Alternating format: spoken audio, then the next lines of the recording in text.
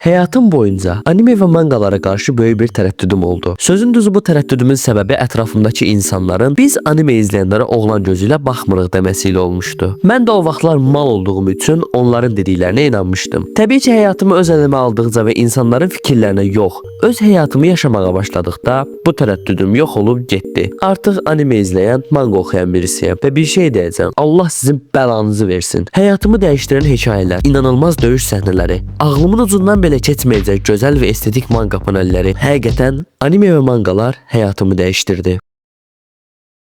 Azerbaycan'da anime ve mangalara karşı olan bu nifreti anlamıram. İnsanlara niye animeleri sevmirsiniz dediğim zaman mənə verdikləri cevap anime Barbie'li bir şey değil. Bir dəqiqə ne? Barbie'li bir şey. Bu sualın üzerine ben de hiç anime izlemişsiniz dediğim zaman onlar yok. Ama Instagram'da editlerini görmüşəm. Həqiqətən öz ölkəmin insanlarını anlamıram. Bir şeye düzgün bakmadan, oradan buradan eşidərək onun pis bir şey olduğuna qərar vermək. Yəni tam bizlik bərəkət. Ciddi deyirəm. Əgər cəmiyyətimizin sözü ilə oturub dursaq, həyatda çox şey itirəcəyik. Nəysə, anime və mangalardan bura necə gəldim bilmirəm.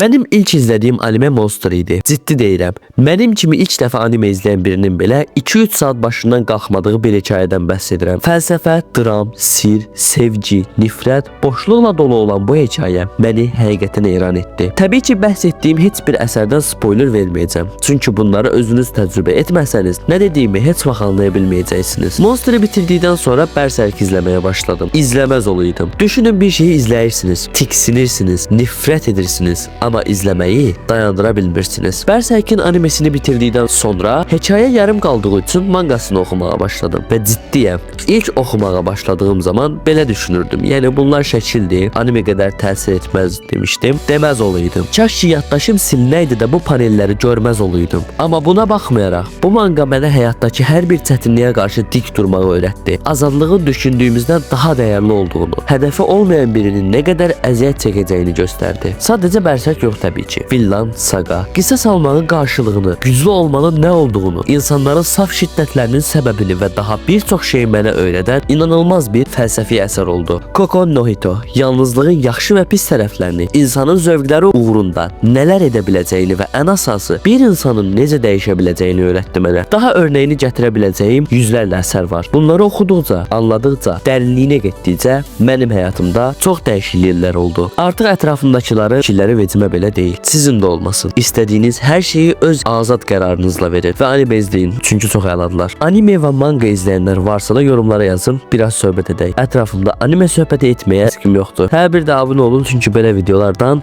daha çok gələcək.